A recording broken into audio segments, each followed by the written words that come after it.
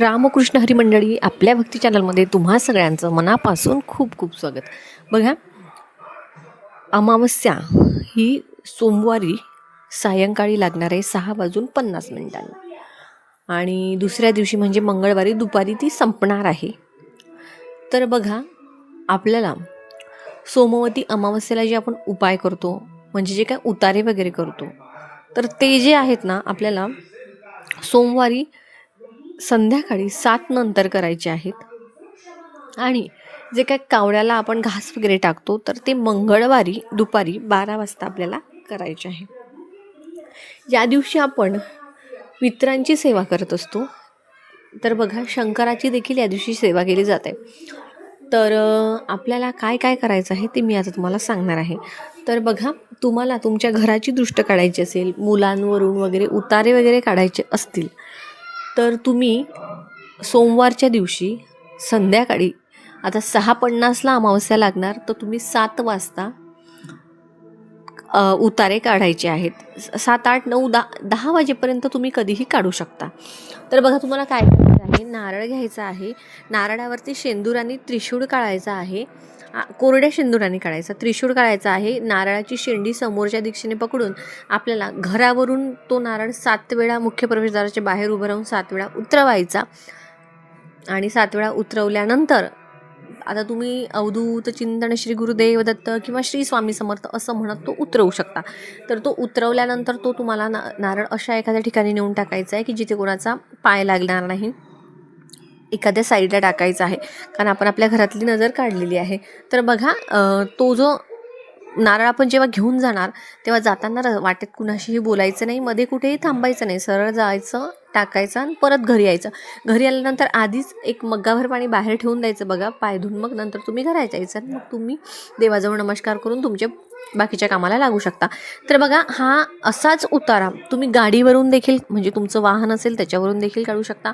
कारण सोमवती आहे बघा, संध्याकाळी लागणार असली अमावस्या तरी उतारा हा आपल्याला सोमवारच्या सोमवती अमावस्येलाच करायचं आहे. जरी आता तुम्ही म्हणसाल की संध्याकाळी लागणार आहे 6:50, तर तसं तर मग मंगळवारची पकडली जाते, पण मंगळवारी दुपारीच अमावस्या तिथी संपणार आहे. आणि पौर्णिमा जी आहे अमावस्या जी आहे त्याचे उतारे आपण रात्रीच करत असतो. त्यामुळे तुम्हाला संध्याकाळी 7 नंतर ते उतारा करायचा आहे. असाच उतारा तुम्ही तुमच्या मुलांवरनं, तुमच्या गाडींवरनं करायचा आहे. मात्र नारळ जो आहे तो वेगवेगळा असावा, एकच नारळ सगळ्यांवरून उतरवायचं नाही आहे.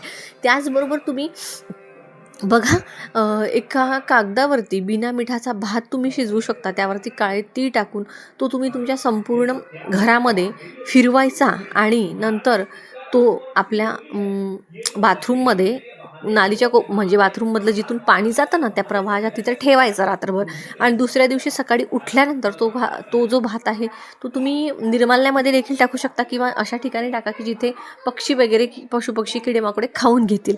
त्याचबरोबर बघा, हे तुम्हाला करायचं आहे. त्यानंतर तुम्ही 7 नंतरच, म्हणजे सोमवारीच सांगते हां तुम्हाला काय काय करायचं आहे ते मी आता.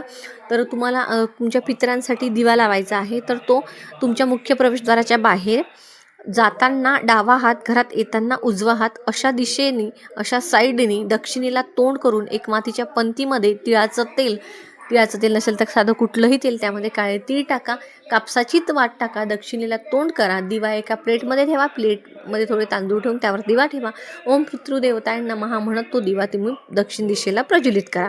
त्यानंतर बघा, कुणी माठाजवळ देखील दक्षिण दिशेला तोंड करून हा दिवा लावत असतं, कारण पितरांचं स्थान माठाजवळ असतं असं देखील म्हटलं जातं.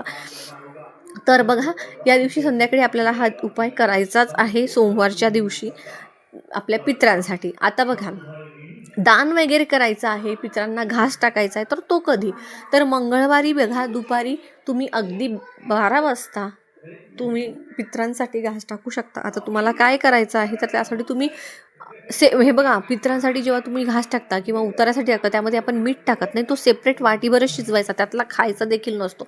एका कागदावरती, प्लेटमध्ये तो भात काढून घ्या, त्यावरती थोडंसं दही आणि काळे तीळ टाका आणि तो तुमच्या टेरेसवर, किंवा मग बाल्कनीमध्ये किंवा मग जिथे कावळे येत असतील अशा ठिकाणी. आता तो कावळ्यांनीच खाल्ला पाहिजे असं काही नाही, दुसऱ्या कुठल्या पक्ष्यांनी खाल्ला तरी चालेल, मात्र आपण पितरांच्या नावाने दक्षिण दिशेला ठेवला एवढा मात्र लक्षात ठेवायचं.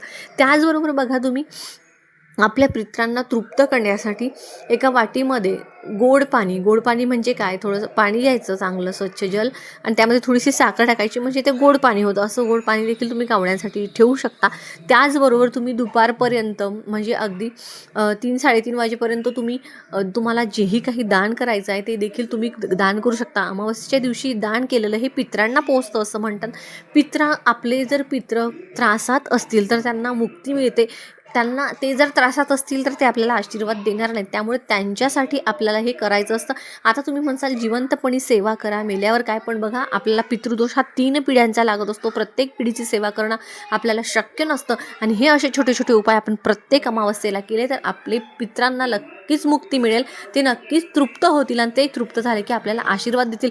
घरामध्ये सतत आजारपण येणं, पैसा न टकणं, मुलांचे लग्न न होणं, त्याचबरोबर संतती न होणं यामागे मोस्ट ऑफ पितरांची अतृप्तता, पितृदोष हेच कारण सांगितलं जातं.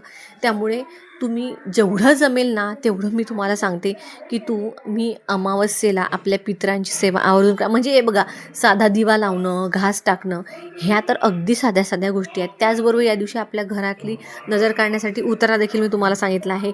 त्याचबरोबर तुम्ही कर्पूर होम करू शकता. कर्पूर होम म्हणजे अख्खाच नारळ घ्यायचा, सोलायचा नाही बरं का, तसाच घ्यायचा नारळ, कापराच्या 7 वड्या घ्यायच्या, आपल्या देवघरासमोर बसायचं, पहिले कुलदेवता नामस्मरण करायचं, एक कापराची वडी जाळायची, त्यानंतर एक कापराची वडी टाकत एकदम 7 टाकायचे नाही, कारण खूप जास्त पेटू शकतं. एक कापराची वडी टाकत प्रत्येक घराच्या कोपऱ्यामध्ये टॉयलेट बाथरूम सोडून तो नारळ आपण फिरवायचा, आणि तो नारळ जो आहे तो तसाच ठेवायचा. पुढच्या अमावस्येला परत पौर्णिमेला देखील तुम्ही अमावस्या पौर्णिमेला तो नारळ वापरू शकता.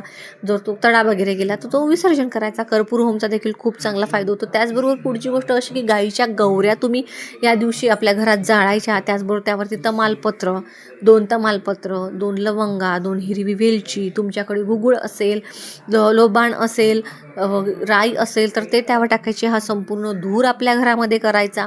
त्याचबरोबर हे संध्याकाळीच करायचं तुम्ही सोमवारी. जे काय उतारे नजर असेल ना ते संध्याकाळीच करायचे आहे. सेवा आपण मंगळवारी करू शकतो.